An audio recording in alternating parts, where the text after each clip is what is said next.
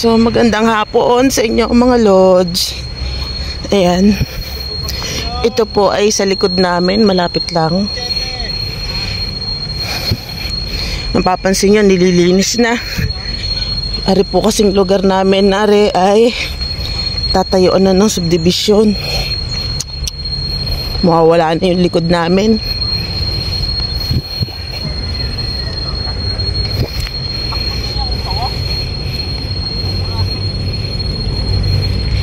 So ayan na po siya. So mahaba-haba na rin ng nalilinis nila. Nay. So for today's video, ang gagawin po namin ay mangunguha ng ubod. Wala na?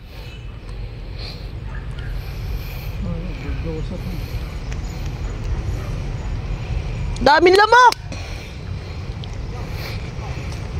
Yun. Kukuha tayo ng ubod. Daming lamok. Grabe. Yung dating masukal na masukal ay are na.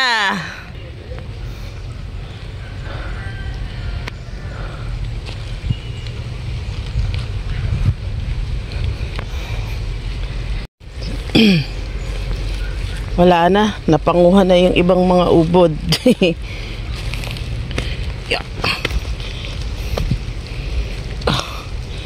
Grabe sa tsinelas. Putik na ang tsinelas. So kasama natin si Boss Bobing.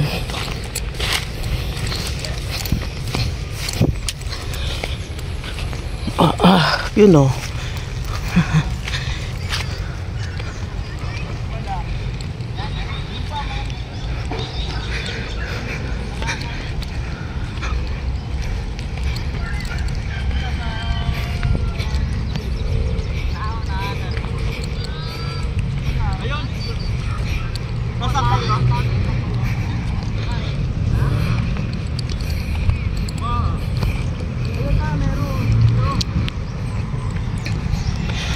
Hawak.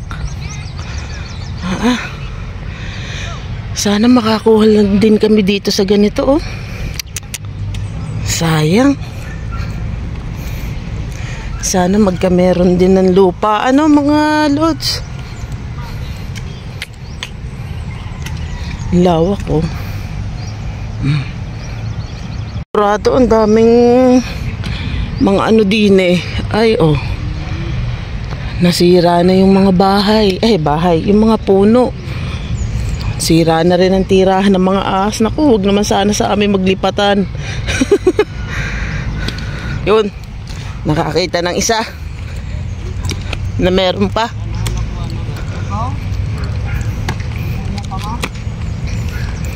Meron?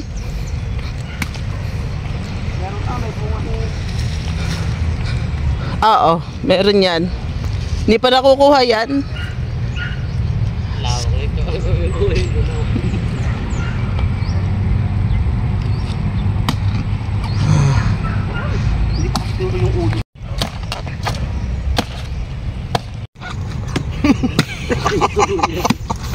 Tatawanan yung gini.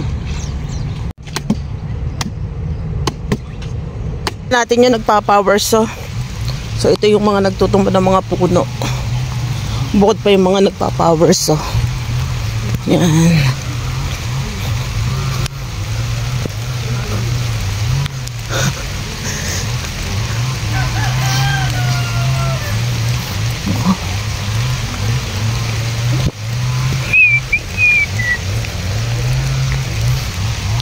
So si Kuya may bit-bit na naman. Isang ubod. O Kuya, binili mo na naman yan?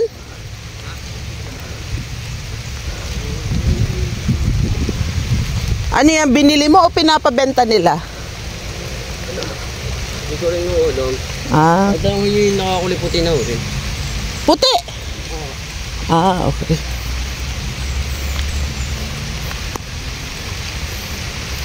Uy, ulan.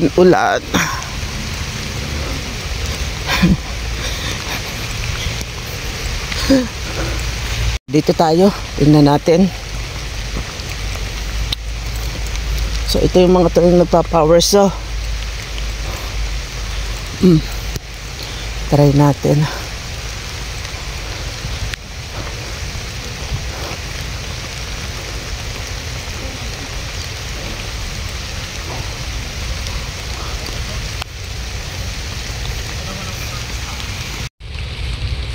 So ito na ubod natin. May ubod na tayo, ubod ng laki. Tapos yun, may ubod pa.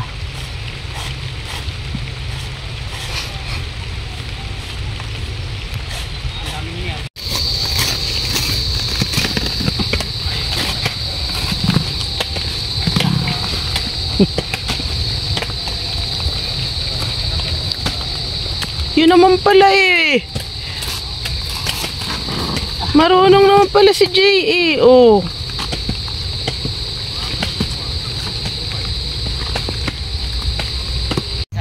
Wow! Sino? Shout out na akong dini, oh. Oh. Oh. Oh. Talagang galit na galit yung cobra. Ay, yung, ano ba yan? Banakon? Banakon. Hey!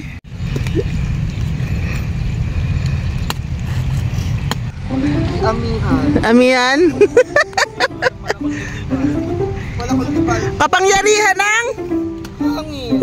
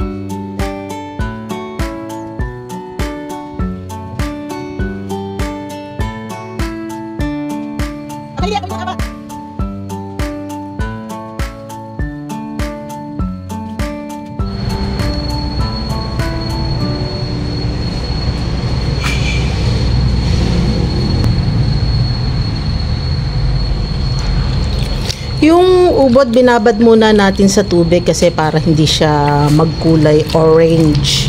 Kasi nagbabago ang kulay niyan pagka pinabaya lang na hindi nakababad sa tubig. So, ginataang ubod ang ating recipe. Ginataang ubod ang ating recipe na may kasamang hipon at tinapa.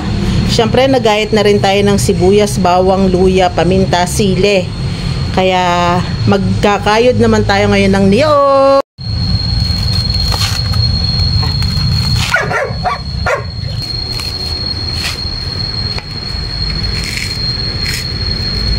So, pinagsama-sama na natin ng sibuyas, bawang, luya, sili, at saka yung tinapa.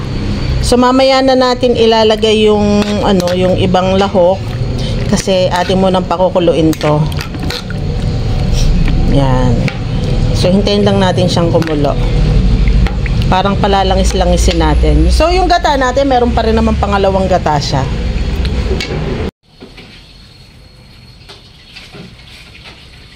Habang nagluluto tayo, nakabantay sa atin ang ating bibihan. Kakagigil naman. Ang dumi na. Ang dumi na. Medyo malapot-lapot na siya. Lagay na natin yung ating mga ingredients pang nahuhuli, yung ating ubod. Ayan.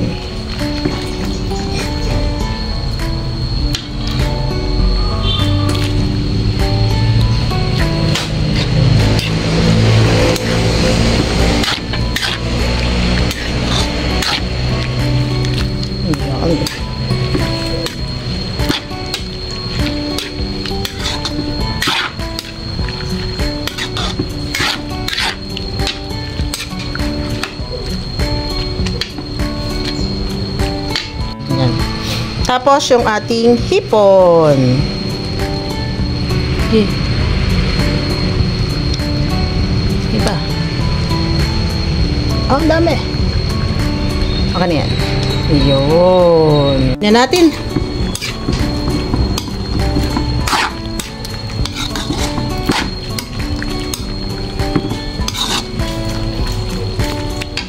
Tapos lagay na rin natin yung ating pangalawang gata. Ito na ang pangalawang gata. Ayan. So, sayang yung paminta. Ayan, hintayin na lang natin kumulo. Sarap naman ang ulam natin, ha? Natira pala akong yempo pa, 3 piraso to. Nilagyan natin sa kanin para uminit. Ayan. Sarap na ulam na naman yan. So, ito na yung bunga ng ating pinaghirapang ubod na kinuha natin. Mamaya, lulutuin naman natin ang lumpiang sariwa. Wow! Parang nagugutom na ako.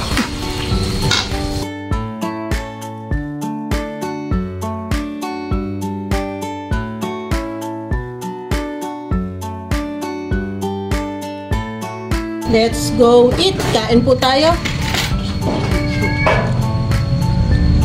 Ito na yung ating labong. Nandiyan na pa rin nagbubutas ng kalsada. Anong ginagawa po doon? Bubutas ng kalsada. Paano po kaya saan po? Gagawin plaza po. Tatanggal ko pa yung buwan. Ayun.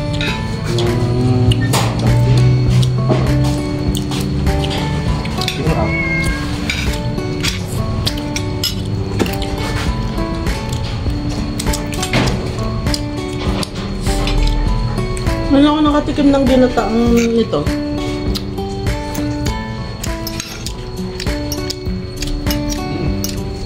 Masarap pala.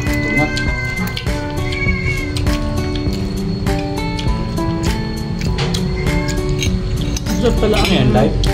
Hindi. Masarap pala ang ginataang ubod ng niyog na merong tinapa. Dinagdagan ko lang naman ng hipon. Ano?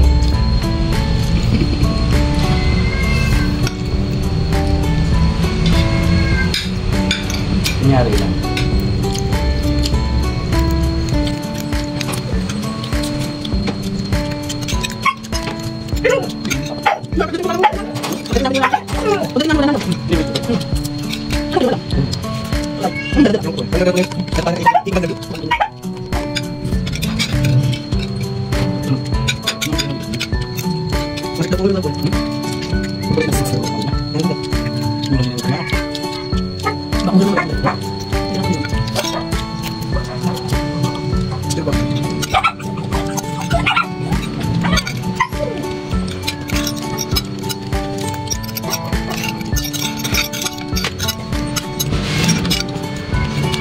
Okay.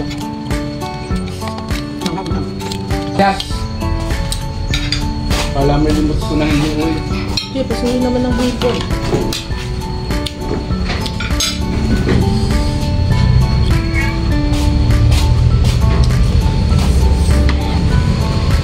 Layo ko ng buka, nilagyan ng bago.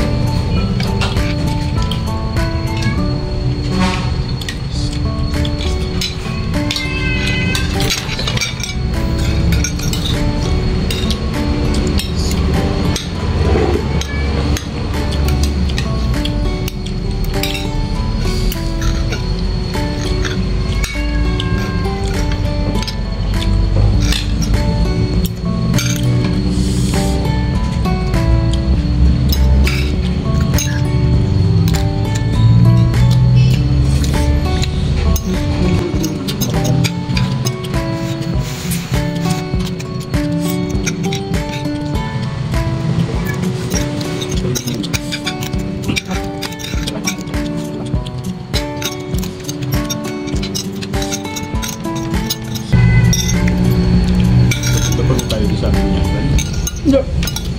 Ha? Hindi. Bumigyan ko na ng regalo.